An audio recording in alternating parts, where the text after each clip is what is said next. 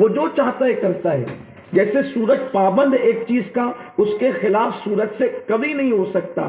لیکن اللہ اکبر، انسان ایسا ہے، مثال کے طور پر انسان سورج کی طرح اجالا بھی دے سکتا ہے، انسان رات کی طرح تاریکی بھی پھیلا سکتا ہے، انسان پھول کی طرح نرم اور نازک بھی ہو سکتا ہے، انسان کانٹوں کی طرح سخت بھی ہو سکتا ہے، انسان ہواؤں کی طرح لطیف بھی ہو سکتا ہے، انسان پتھروں کی طرح زخمی بھی کر سکتا ہے. انسان جو ہے اللہ اکبر اگر پھول دینا چاہے تو انسان بہاروں کا محتاج نہیں ہے. انسان اگر کسی کے دامن میں پھول ڈالنا چاہے تو وہ موسم کا محتاج نہیں ہے. انسان کو اللہ تبارک و تعالیٰ نے بڑی عظیم ہستی بنایا ہے. اللہ اکبر، انسان اتنا عظیم ہے اللہ اللہ اللہ کہ اگر اللہ تبارک و تعالیٰ کی نگاہ میں انسان سے بڑھ کر اپنی مخلوق میں کسی کا مرتبہ ہوتا تو اللہ اپنے محبوب کو اسی شکل میں دنیا میں بھیجتا.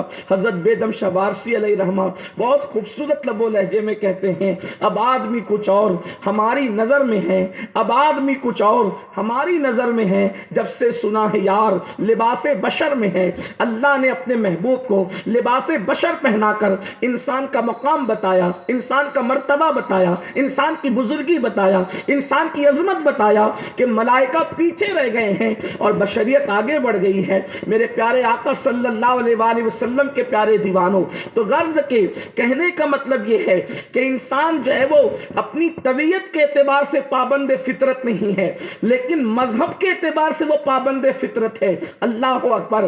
تو اخلاق کسے کہتے ہیں؟ اخلاق کا مطلب کیا ہے؟ خلق کا مطلب کیا ہے؟ اخلاق کا مطلب یہ ہے، ایسا نہیں کہ انسان کبھی کبھی کسی کے ساتھ اچھے انداز میں پیش آئے، کبھی کبھی اچھا کام کرے. کبھی کبھی اچھا کام کرنا یہ حسن اتفاق ہو سکتا ہے، اخلاق نہیں ہو سکتا. مثال کے طور پر آپ کا موڈ بہت اچھا ہے، آپ لوگوں سے مسکرا کے مل رہے ہیں، آپ کا موڈ بہت اچھا ہے، آپ لوگوں کو کھانا کھلا رہے ہیں، آپ کا موڈ بہت اچھا ہے، آپ لوگوں کے لیے جگہ کشادہ کر رہے ہیں، لیکن جس دن موڈ آف ہو اس دن آپ لوگوں کے ساتھ بدتمیزی کر رہے ہیں. یہ اخلاق ہے؟ یہ اخلاق نہیں ہے، بلکہ اخلاق اور حسن اتفاق میں فرق ہوتا ہے. اتفاق اور اخلاق میں کبھی کبھی اچھا کام کرنا یہ اتفاق ہے، اور اچھے انداز سے زندگی کو گزارنا، لوگوں کے ساتھ اچھے انداز سے پیش آنا، کسی کی فطرت ثانیہ بن جائے، اس کو اخلاق کہتے ہیں. یعنی انسان کو دیکھ کر انسان یہ توقع کرے کہ یہ ایسے ہی کرے گا، یہ خوشی میں ہوگا تو بھی ایسے ہی کرے گا، غم میں ہوگا تو بھی ایسے ہی کرے گا، ناراض ہوگا تو بھی ایسے ہی کرے گا، راضی ہوگا تو بھی ایسے ہی کرے گا. یعنی مثال کے طور پر اخلاق کس کو کہتے ہیں؟ جیسے انسان کے ہاتھ میں لقمہ ہو، اجالے میں ہو تو بھی منہ میں ہی ڈالے گا، اندھیرے میں ہو تو بھی منہ میں ہی ڈالے گا. یعنی لقمہ منہ کی بجائے جیسے کبھی ناک میں نہیں جا سکتا، ویسے انسان اس قدر انسان اچھائی کا پابند ہو جائے کہ وہ خوشی میں ہو یا غمی میں، اندھیرے میں ہو یا اجالے میں، ہمیشہ وہ اسی فعل کو انجام دے. اس کا نام ہے اخلاق. اب اخلاق جب آپ سمجھ چکے ہیں تو آئیے اللہ اکبر، میرے آقا صلی اللہ علیہ وآلہ وسلم کے دیوانوں، وہ ہستی جو کائنات میں سب سے بہترین ہے، وہ ذات جو سب سے عظیم ہے، وہ ذات جو اللہ کی محبوب ذات ہے، وہ ذات جو اللہ کی مطلوب ذات ہے، وہ ذات جس کا انتظار کیا جاتا ہے، وہ ذات جس کو دیدار کے لیے بلایا جاتا ہے، وہ ذات اللہ اکبر فرشتوں میں، انبیاء میں، زمینوں میں، آسمانوں میں، اللہ کے نزدیک ان سے بزرگ ترین ہستی کوئی ہے ہی نہیں. اسی ذات کو کہتے ہیں وجہ تخلیق کائنات، مصطفیٰ جان رحمت محمد الرسول اللہ. اللہ رب العزت نے ارشاد فرمایا، محبوب اگر آپ کو بنانا مقصود نہ ہوتا تو ہم کائنات کو پیدا نہ کرتے، آپ کو بنانا مقصود نہ ہوتا تو انبیاء کو نبوت عطا نہ کی جاتی، آپ کو بنانا مقصود نہ ہوتا تو اپنی ربوبیت کا اظہار بھی نہ کرتے. یہ شان ہے مصطفیٰ جان رحمت صلی اللہ علیہ وآلہ وسلم کی. ان کے اخلاق کیا ہیں؟ ان کے اخلاقوں کی حد کیا ہے؟ ان کے اخلاقوں کی انتہا کیا ہے؟ اللہ اکبر. ایک مرتبہ کسی نے ام المومنین سیدہ طیبہ عائشہ صدیقہ رضی اللہ تعالیٰ عنہ سے پوچھا، امی جان یہ بتائیں کہ رسول اللہ کے اخلاق کا شمار کیا ہے؟ ان کے اخلاق کا حساب کیا ہے؟ ان کے اخلاق کیسے ہیں؟ تو उम्मुल मोमिनीन फरमाती हैं, मुझे तो दुनिया की चीजें गिन के बताओ, मुझे तो दुनिया की चीजें गिन के बता, तवज्जो करें, मुझे तो दुनिया की चीजें गिन के बताओ। उसने कहा अम्मी जान दुनिया की चीजें तो गिनी नहीं जा सकती। तो अम्मी जान फरमाती है क्या तू कुरान नहीं पढ़ता? कुरान कहता है दुनिया कलील है, दुनिया कलील है, दुनिया छोटी है।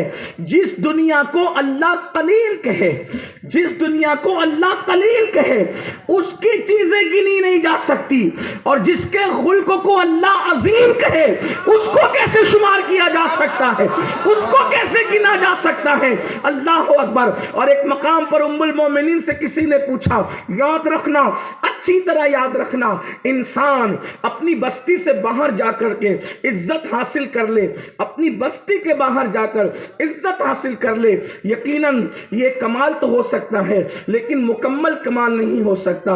इंसान घर के बाहर लोगों में इज्जत पैदा कर ले, ये कमाल तो हो सकता है लेकिन मुकम्मल कमाल नहीं हो सकता। अल्लाह अकबर। लेकिन मुस्तफ़ा जान रहमत सल्लल्लाहु अलैहि वसल्लम के अखलाक के हवाले से उम्मुल मोमिनीन से पूछा जा रहा है कि अम्मी जान रसूलुल्लाह के अखलाक कैसे हैं? तो एक मकाम पर वो फरमाती है काना खुल्कुहुल कुरान, कि उनकी पूरी जिंदगी उनके अखलाक मुकम्मल कुरान थे, उनके पूरे अखलाक मुकम्मल कुरान थे। अखलाक मुस्तफ़ा की बात आई है, मैं थोड़ा सा यहाँ पर पहुँच करके मुझे अवारिफुल मुआरिफ याद आ रही है। शेख शहाबुद्दीन उमर सोहरवर्दी रदी अल्लाह तबारक व तआला अन्हु जब अपनी किताब अवारिफुल मुआरिफ के अंदर जब इस हदीस की तशरीह करने लगते हैं तो बहुत खूबसूरत तशरीह करते हैं। अब जरा ध्यान से सुनना। उम्मुल मोमिनीन ने समुंदरों को कूजे में समेट दिया है, उम्मुल मोमिनीन ने समुंदरों को कूजे में समेट दिया है। क्या फरमाया? रसूलुल्लाह की जिंदगी कुरान थी, कुरान। मतलब क्या? अब हदीस जो होती है, हदीस आप अगर ध्यान दे तो आपको बात समझ में आएगी। अगर आप वो चीजें सुनना चाहते हैं अखलाक रसूल के हवाले से जो आप हमेशा सुनते रहते हैं, तो मैं सोचता हूं कि जो आप सुनते रहते हैं उसकी बजाय आपके सामने कोई नया मुताला पेश कर सकूं आपके एतबार से। उलमा तो बहुत कुछ जानते हैं। अपने नौजवानों के लिए जो मेरी कौम के जवान कुछ पढ़ना और सीखना चाहते हैं, अपने नबी के बारे में जानना चाहते हैं, वो गौर करें, तवज्जो करें, फिर इस पर आप पढ़ें कि हमारे नबी की शान क्या है। देखिए उम्मुल मोमिनीन ने कहा रसूलुल्लाह की जिंदगी कुरान थी। अब हदीस जो है ना, क्योंकि कोई वो मामूली खातून नहीं है जिसको आयशा सिद्दीका कहते हैं। हाँ, पहले आप समझ लें अम्मा आयशा की शान क्या है। आयशा सिद्दीका उम्मुल मोमिनीन हुजूर के तमाम अज़वाज में सबसे ज्यादा इल्म वाली। सुभान अल्लाह। मेरे इमाम ने उनको मुफ्ती चार मिल्लत लिखा है। सुभान। वो मुफ्ती चार मिल्लत थी। सैकड़ों सहाबा और हजारों ताबईन उनके शागिर्द हैं। सुभान। वो पर्दे के पीछे बैठ करके लोगों को तालीम देती हैं और उन्होंने डायरेक्ट रसूलुल्लाह से इल्म हासिल किया है। वो बगैर किसी वास्ते के नबी की शागिर्दा हैं और ऐसी बेतकल्लुफ शागिर्दा हैं कि जहां सिद्दीक अकबर सवाल करने में झिझकते हैं, जहां फारूक आजम सवाल करने में झिझकते हैं, जहां उस्मान अली सवाल करने में झिझकते हैं, उम्मुल मोमिनीन की तकल्लुफ की दीवारें और पर्दे इतने गिरे हुए थे कि उम्मुल मोमिनीन जब चाहती थी, जो चाहती थी, जैसा चाहती थी वैसे रसूलुल्लाह से सवाल कर लिया करती थी और जैसे सवाल करती थी वैसा जवाब पाती थी। इसलिए कि जो शागिर्द सवाल करने में जितना बेबाक होगा उसके लिए इल्म के खजाने उतने ही खोल दिए जाएंगे। इसलिए उम्मुल मोमिनीन को अल्लाह के रसूल ने वो कुछ अता किया है जो उन्होंने सवाल किया था। इसलिए कि सवाल जो है इल्म की कुंजी है। और वो जो सवाल करती थी, मैं माइक पर इसका जिक्र नहीं कर सकता कि सिद्दीक अकबर कहां झिझक करके सिद्दीका कहां तक पूछ लिया करती थी। इसलिए कि बीवी थी, वो वहां तक पूछती थी जहां तक लोगों के तसव्वुरात नहीं जा सकते। अल्लाह अकबर। इसीलिए 1/3 दीन अगर हमें मिला है तो उम्मुल मोमिनीन सैयदा आयशा عائشہ صدیقہ سے ملا ہے.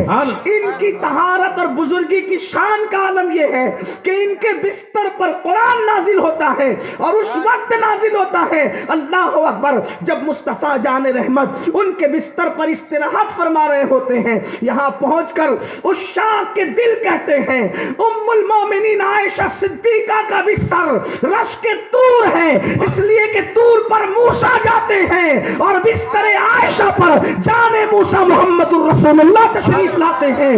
طور پر توریت آتی ہے, بستر عائشہ پر قرآن آیا کرتا ہے.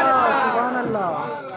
ام المومنین فرماتی ہیں علم والی ذات ہے بڑی, یعنی یہ کسی خاتون خانہ کا تصور کر کے آپ نہیں سنیں گے اس روایت کو کہ بیوی کا مطلب کپڑے دھلنا, برتن مانجنا اور جھاڑو دینا, کچن سنبھالنا. آج عورتوں کا مطلب تو یہی ہے نا. میں نے اسی لیے تھوڑا سا ام المومنین کا تذکرہ کر دیا کہ آپ یہ سوچ کے کہ رسول اللہ کی بیوی نے کہا نہیں, وہ حضور کی بیوی ہے. اور اللہ نے ان لوگوں کے لیے کہا لستنا کأحد من النساء, اے نبی کی بیویوں تم اور عورتوں کی طرح نہیں ہو. کیا کون کہہ رہا ہے؟ یا نساء النبی, اے نبی کی بیویوں. کیا فرمایا؟ یا نساء النبی, اے نبی کی بیویوں لستنا کأحد من النساء, تم اور عورتوں کی طرح نہیں ہو.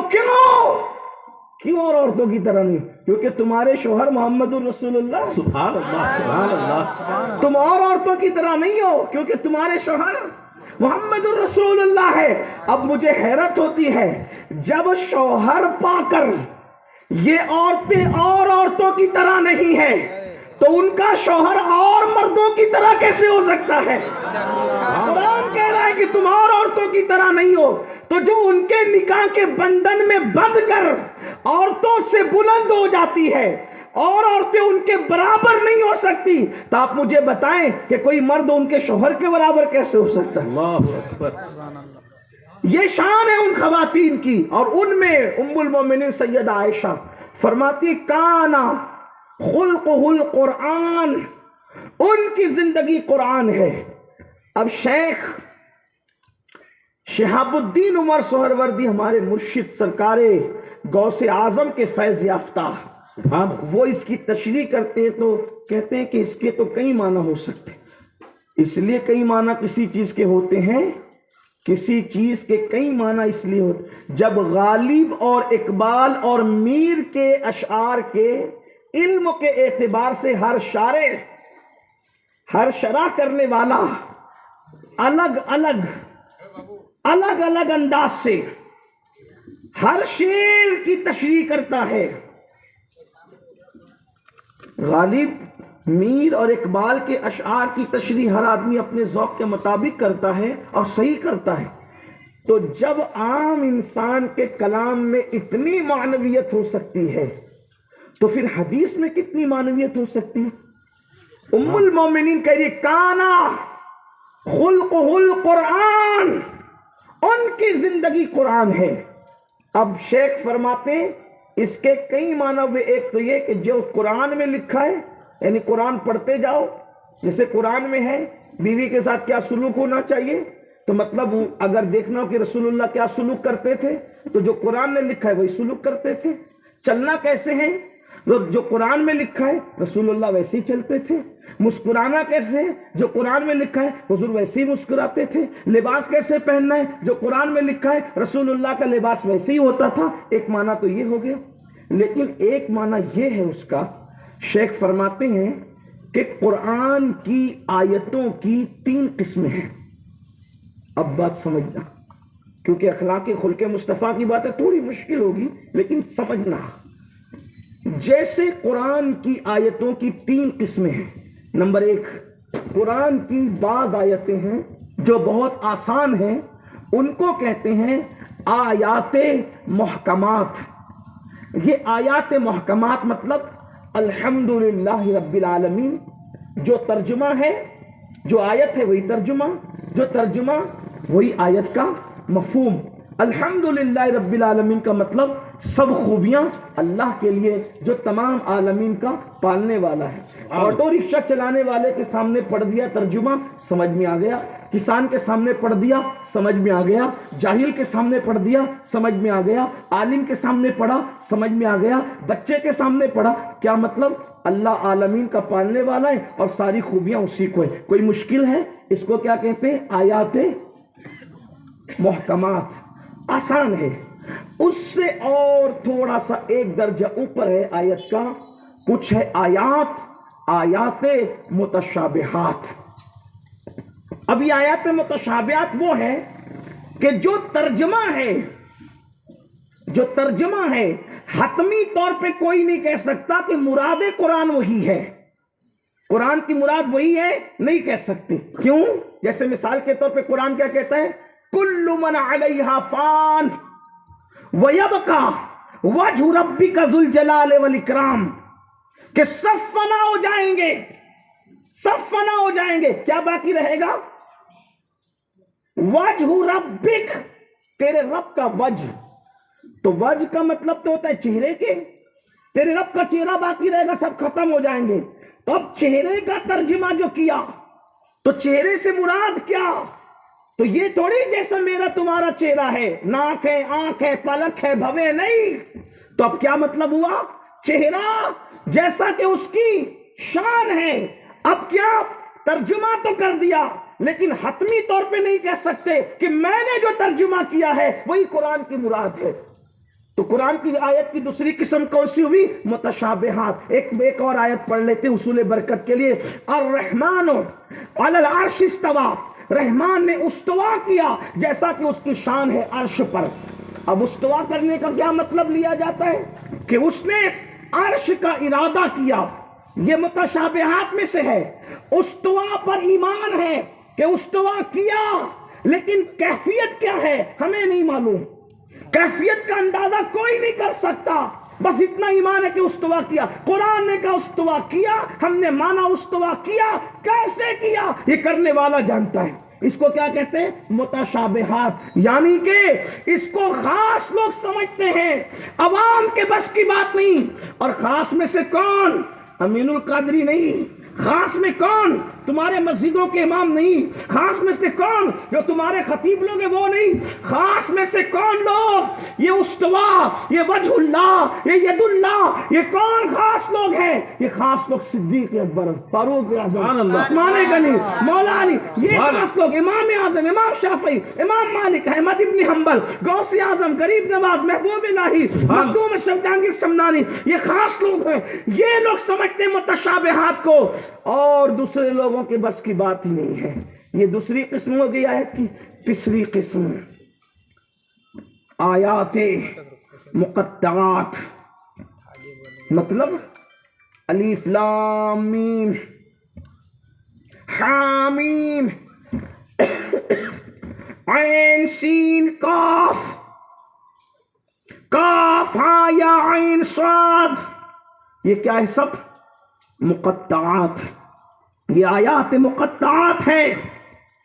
اس کو خاص لوگوں بھی نہیں سمجھ پاتے۔ کیا مطلب الف لام؟ کتنے خاص نہیں سمجھ پاتے اس کو؟ کتنے خاص؟ جب جبریل لائے الف لام میم، حضور مسکرا رہے ہیں، سبحان اللہ۔ جبریل نے پوچھا میں لایا، آپ مسکرا رہے ہیں۔ فرمایا جبریل یہ میرے اور میرے خدا کے درمیان ایک راز ہے، سبحان اللہ۔ مطلب جبریل امین بھی اس راز سے ابھی واقف۔ اس کو کیا کہتے ہیں؟ یہ ہے مقطعات۔ اب تین قسم ہو گئی آیت کی، اور بھی قسمیں ہیں، ناسخ منسوخ کی طرف ابھی نہیں جاتے، لیکن ان تین چیزوں پہ اب توجہ کریں۔ یوں تو 5 مفسرین نے بیان کیے، لیکن آج ہم بات 3 پہ کرتے ہیں، محکمات، متشابہات اور آیات مقطعات۔ یہ 3 قسم ہے۔ ایک سب سمجھ لیں، مومن، کافر، زمیندار، کسان، آٹو چلانے والا، چنا بیچنے والا، کرانہ دکان والا، بچہ بڑا، سب سمجھ لیں وہ کیا ہے؟ محکمات۔ ایک وہ جو خاص لوگوں کی تک رسائی، ایک خاص لوگ وہاں تک رسائی پاتے ہیں، اس کو کہتے ہیں متشابہات، اور ایک وہ جہاں کسی کی رسائی نہیں ہو، جہاں صرف محب اور محبوب کا معاملہ ہو، وہ ہے آیت مقطعات۔ یہ 3 آیتیں ایک قسم کی آیت ہوگی۔ ام المومنین کہتی میرے نبی کے اخلاق قرآن ہے، قرآن۔ سبحان اللہ۔ اب سمجھ آئی؟